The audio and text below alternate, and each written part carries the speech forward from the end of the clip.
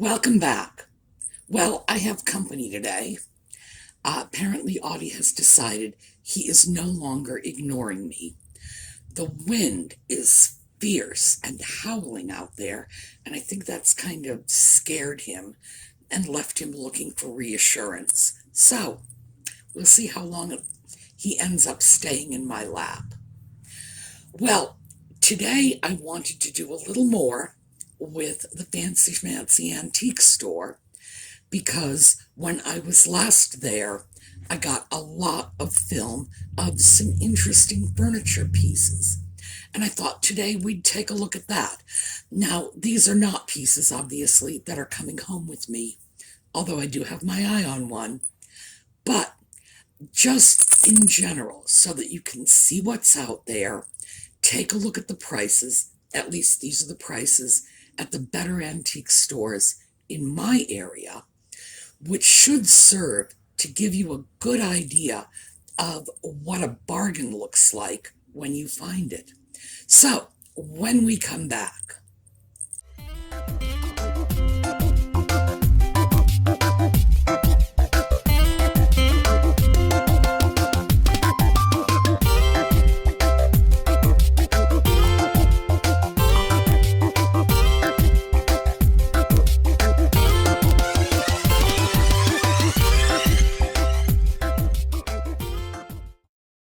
Well, the first place I stopped and did a little filming was the booth that you hit as soon as you step off the landing onto the second floor.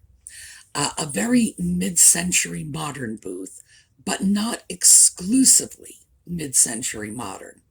So I thought we'd just take sort of a quick scan around this just to give you an idea of some of the different kinds of booths that are in the shop. So let's take. Okay, we are on the second floor, and we have stopped into this booth in the past. It's mostly mid-century modern, but not all of the pieces. The last time we were here, they had a beautiful streamlined modern piece, which of course is gone. That sort of thing does not surprise me. Yeah, they've got some great lamps there, a lot of furniture, and as I stepped around, I don't know if this is the same booth or a different booth, but as I stepped around, I saw some interesting clothing pieces too. And one of the reasons this is interesting is because clothing in this antique mall is ordinarily down in the basement level, and they have just rack upon rack of vintage and antique clothing. But there were a couple of pieces on the second floor, so I thought we'd take a look at them too. Here you go. Here we go. This is a separate booth with a very attractive rug, my. And we've got jewelry. So let's just take a quick look at what we have. All right. Beautiful pieces here, but we're not here to buy jewelry, so we're going to have to go. Ooh. And we're not here to buy a beautiful slip. By the way, slips like this are getting harder and harder to find. And in general, the only place you're going to find a good one is in a vintage clothing store. So, if you like old-fashioned slips, this is where to go. All right, here, and this is the same booth as the slip, we have a lovely kimono. Now I'm going to back up because I had to get in close to hold the sleeve out for you. Very pretty piece. I can't find a price on it, and it's probably not my size. Nevertheless, very enticing. Well, the thing about that full slip, as most of us who are women of a certain age know, there was a time when a full slip was a basic undergarment. You wore dresses, that's what people wore in the 50s and 60s before we sort of casualed up. And underneath the dress, you would have a slip, always. Back in those days, I do not remember ever wearing a dress without a slip or a petticoat. And eventually, full slips gave way to half slips and pretty much disappeared. And if you like older clothing or if you wear dresses, I honestly do not know what the young people do in lieu of a slip. Maybe they just wear a dress. Hard for me to wrap my head around, give away my age on this one, but there were reasons we wore slips. It made wearing a dress a lot more comfortable. There was an extra layer sort of next to your body in case the wind blew the skirt up a little higher than you would have liked. There were a lot of reasons for it. But these days, especially if you like vintage clothing, the only place you're going to find a nice slip like that is going to be in a vintage shop. And I like them. I do, in fact, have a full slip. Lord, that thing must be 30, 40 years old. Maybe older. And I've got it tucked away because it is the last of my full slips. And by the time, the others got worn out, I realized that replacing them was not really an option anymore. So I saved one. And frankly, if you can't sew and you want a full slip, antique stores are where you need to go. If you can sew, get yourself some fabric, make your own. That's really the only way you're going to get one. But I thought the kimono was really interesting too. I assume that's a man's piece. I didn't actually check to see how it went together. But given the dark colors, the dark brown and then the black on the lapels, I assume it's a man's piece. But very interesting to find it on the second floor up with the furniture and the porcelain pieces. Anyway, just thought I'd share that because I know some of you are really into antique and vintage clothing. All right, next up, I went around the corner from those booths and saw some Victorian furniture. Now, it's two dressers. They looked very similar. And when you see this, you're probably going to say, what? But the pieces themselves, exclusive of the fact that one was painted and one was not, do have a similar look and might have been part of a set. So let's take a look at those two. Well, what we have here is a relatively simple Victorian dresser. It's marked Victorian Eastlake, but we know it's not Eastlake. It has none of the requisite features for Eastlake. It probably is from the same period as Eastlake, but Victorian.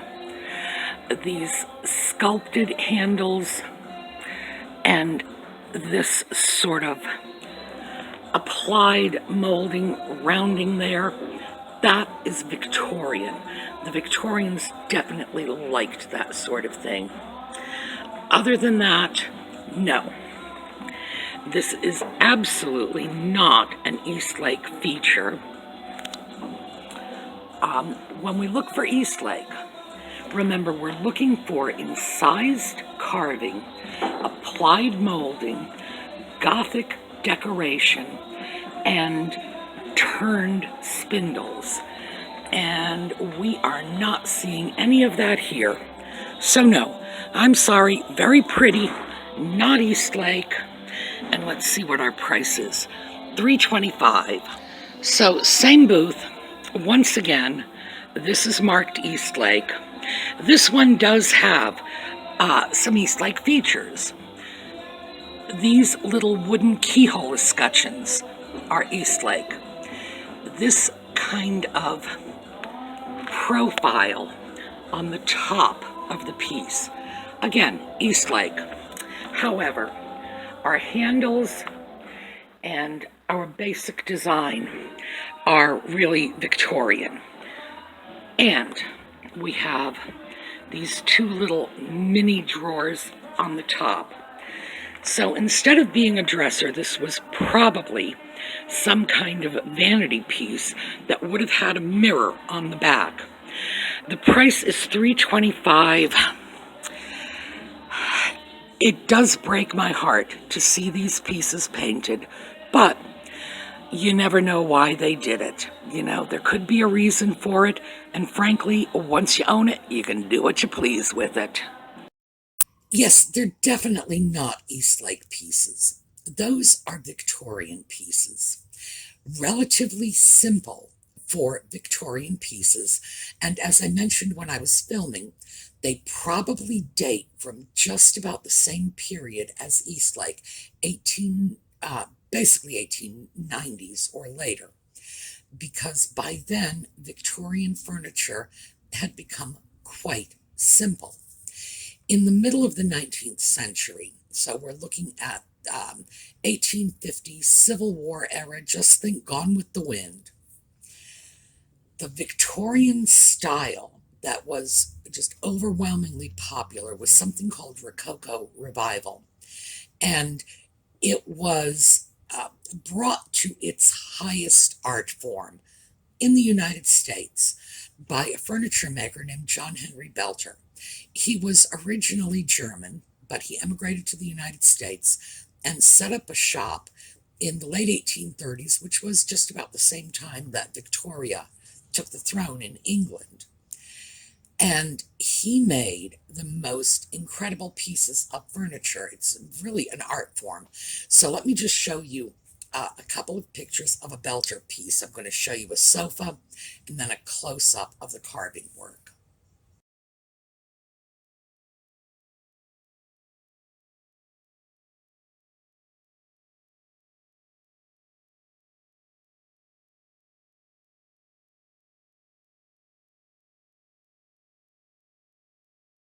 The way Belter achieved this was by making plywood. He took layers of rosewood, thin slices of rosewood. He steamed them and then curved them so that the curved back of that sofa was formed right into the wood, one piece after another, and glued them together. And then they carved these designs, the carving and the fretwork and, just all the wonderful detailing, very elaborate. And that's Rococo Revival. That furniture is extremely beautiful, but it's hard to live with because in addition to the hardwood surfaces that were all over, the upholstery was usually a shiny satin material that you could just slip off of, and the stuffing. So this is the cushion of the sofa. Would have been sawdust, horsehair, just really uncomfortable. These things were as hard as a rock, and if you set your head back too far, you could concuss yourself on the wooden frame on the top. Pretty to look at, but in terms of comfort and practicality, oh my. And, of course, somebody had to dust them. So that's what we think of when we think of high Victorian furniture. But that was not for everyone. These were expensive pieces, and the average person who had to be more mindful of utility, practicality, comfort would have gone a few steps below and taken a look at furniture that was less elaborate and more useful. So the dressers that you are going to see are a lower end of Victorian furniture and a little later than the Belter period, which is right around the middle of the 19th century. So here you go.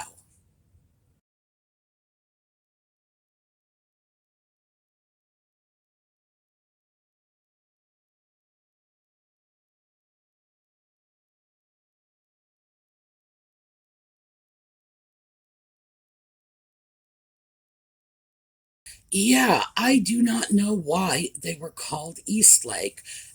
They are so not Eastlake. The only thing that even remotely resembles Eastlake is the heavily carved handles. And Eastlake did use applied decoration and often use like leaves and natural designs. But no, those were Victorian.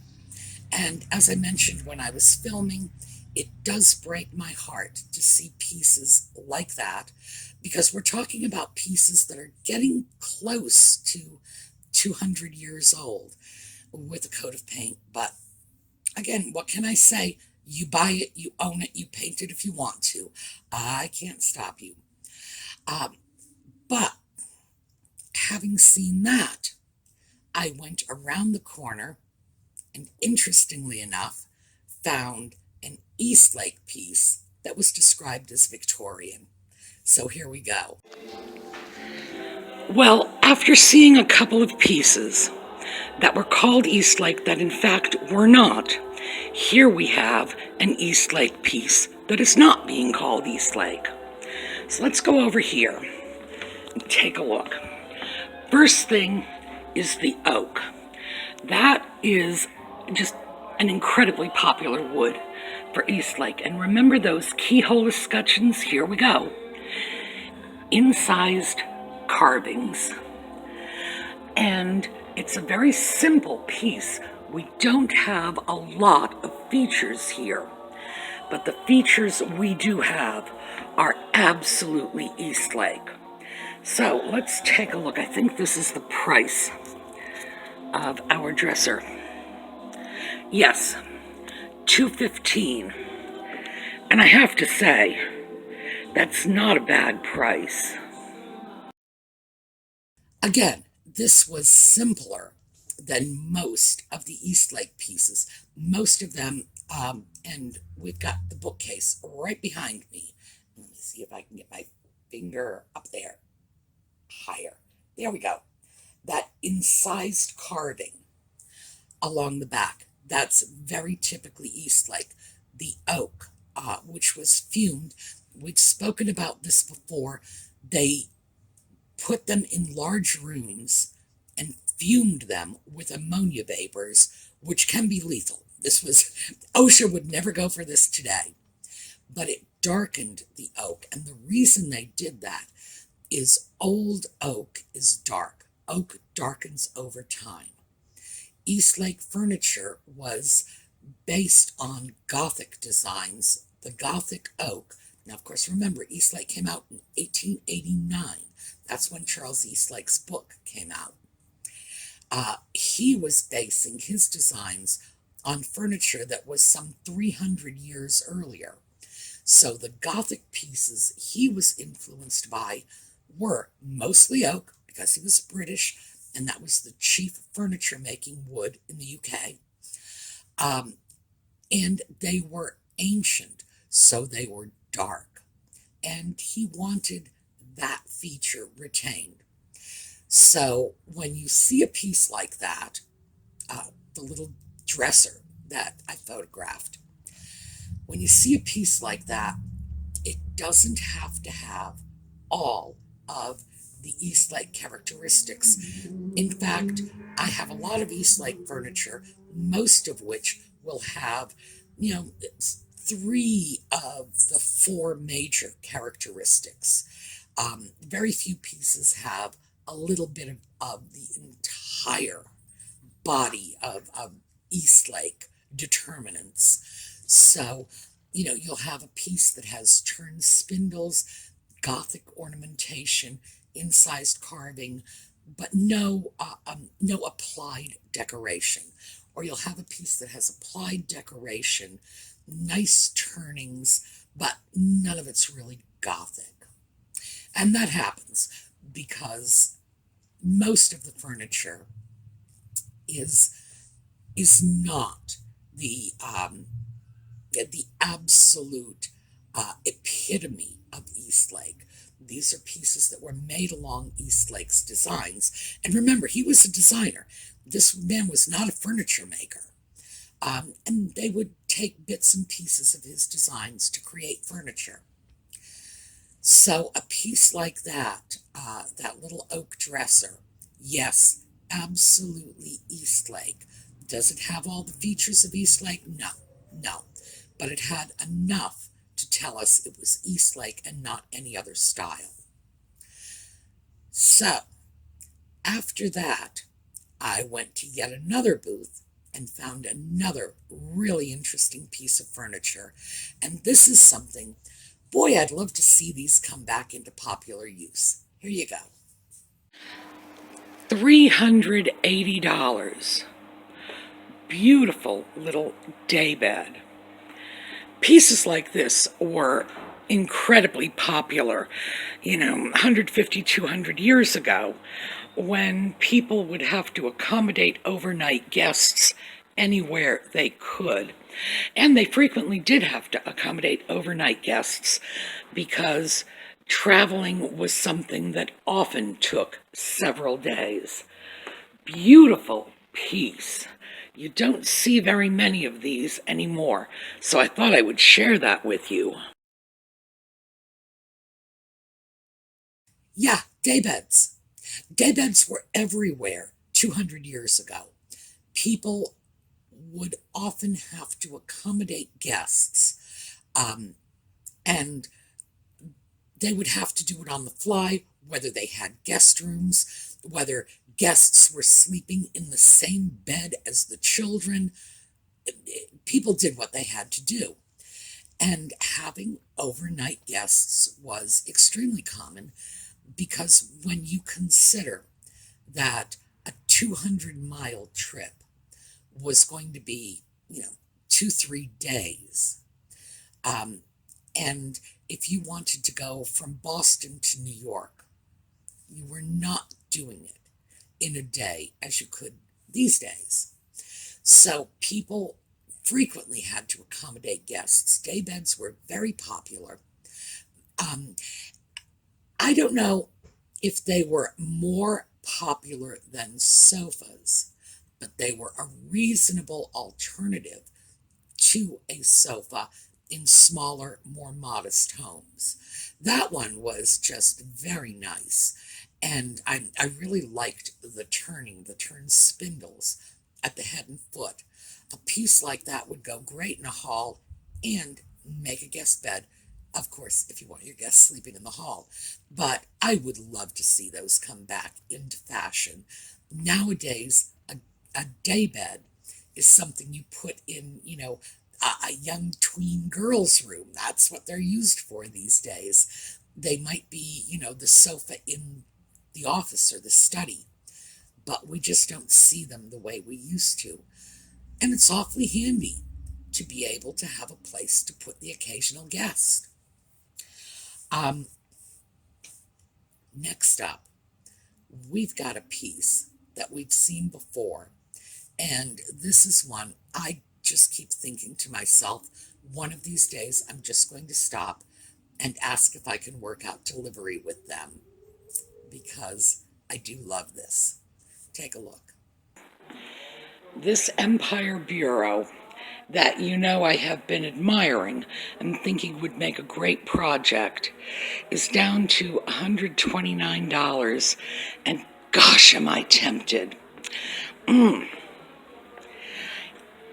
What we have here is a beautiful Nippon candy dish, and again, we have that classic Noritake design, shack, tree, water. At $16, it's a little higher than I can deal with. This piece is $35. Japan handled canister. And that is a little higher than one should be paying for this. So, we've talked about this before. You never know why people put prices like they do. We have a Japan canister for $35 and a magnificent bureau that is easily 200 years old for $129. I'm not sure I get it, but I have to say, I love dealers like this. Well, that dresser, bureau actually, is an empire piece, early 1800s. Someone has done all the hard work of refinishing it. They've stripped it down to the bare wood. And as you could see from the photos, the drawers and the case are not made of the same wood. This is common. Very often they would combine mahogany and cherry. Empire pieces really favored woods with reddish tones. And they had ways of matching the woods through staining, through French polishing. There are old techniques, and I used to love to read about these, how they would do it, how they would turn a mahogany piece into a cherry piece, and vice versa. A piece like that, today it would be so easy for us. You just go out to the store, grab yourself a couple of cans of stain, and experiment until you get just the right color. Because if you buy the same brand of stain, you can mix your own colors, just sort of custom color on the fly. And all that piece needs is a good sanding, a nice coat of stain to even out the colors, and then a nice finish coat. And it's going to be a beautiful 200-year-old bureau. So I am thinking about it. It might be a good project for Project Sunday one of these days. But if you'll notice, we had the 200-year-old bureau that someone has done all the work on. It's like, it's not just a 200-year-old bureau. It's a 200-year-old bureau that practically comes with its own furniture refinishing kit. And on top of it is a Japanese handled canister. These handled canisters were often lunch pots. I know that sounds a little strange, but going back to the days when people actually did have lunch pails, when someone said lunch pail, they meant a little pail, a little bucket. Just that's what they stuck their lunch in. And it's still very popular in certain parts of Asia, Korea in particular, South Asia and India, these lunch pails. And at $30, and that piece did have some damage in small amounts. It was minor, but it wasn't perfect. $30. And mind you, I won't pick them up for over 10. And I'm getting them for under 10 too. So we have that against $129 for the bureau. Oh my goodness. I love those dealers because when their prices are erratic like that, you can get fabulous deals. Yes, walk away from the overpriced porcelain lunch pail and grab the bureau. The bureau's a fantastic deal. Lunch pail, not so much. But dealers like that, even though they are very unpredictable, you can find tremendous bargains. There is one such dealer over at Bedford, and in fact, I got something from them that I will be showing you next week, because this dealer is erratic in their prices too, in a different way. They seem to have 3 or 4 set prices, and they just apply that price to everything, and sometimes it's a good deal, sometimes it's not. But geez, I love the daylights out of these people, because if you know what you're looking for, boy, you can get great bargains. All right, finally, we are going to take a look at a steampunk piece. This is repurposed. And I do have to tell you, at the end of the film, after you've seen the film, I will tell you about the stupid mistake I made when I was looking at that piece. So here we go. Okay, third floor, and this is the side facing the main street right here. This is where we find Steampunk Heaven, and I really like this. This is definitely a massive coffee table. So, 445. Oh, we have everything. We have a beautiful old window. We have the wheels. And it looks like this lifts up, but perhaps it doesn't. Or maybe it's just locked, or who knows. But I imagine you could put all kinds of goodies in there. Although, frankly, whatever they've used on the bottom of this panel work, and I don't know if that is wood or wood-grained tin ceiling tiles. Very pretty. Now, to my mind, that's steampunk. Other people would call it industrial design. Other people would call it repurposed. For me, steampunk. Here's the dumb mistake. That pattern, I thought, was on the lower level beneath the window, and I don't know if that picks up. I couldn't figure out how to get that window to lift. That was not really there. That was a reflection of the ceiling tiles on the glass. So, yeah, every now and then when you tour the antique store with the blind woman, you need the sharp eyes, because I don't always know what's going on. But, and I even said at one point, gee, that looks like they might have used ceiling tile without thinking, hey, look up. What can I say? But the third floor of the Carlisle Antique Mall, toward the front of the building, they have a lot of industrial design pieces, steampunk pieces. They are not one-of-a-kind pieces. I don't know if they are handcrafted. For me, if I were going to get involved with purchasing a steampunk piece rather than doing a project Sunday, I would want it to be a handcrafted piece. I would want it to be one of a kind, because to me, that's a lot of the beauty of steampunk art, that it is, in fact, art. But I still like looking at them. I could not use a piece like that. I do not have a sofa in my home. I have a settee because I rather like Eastlake Furniture, and Eastlake Furniture tended to come in chairs and settees rather than huge long sofas, which became popular a little later. So, no, settee, coffee table doesn't quite work. And besides, I have an antique tool trunk that is just very nicely occupying the purpose of a coffee table. So I'm satisfied with what I have, but my goodness, did I ever really like that piece. All right, so that was our sort of overview of the furniture, some of the booths, and I think only one of the items we saw in this entire video came home with me.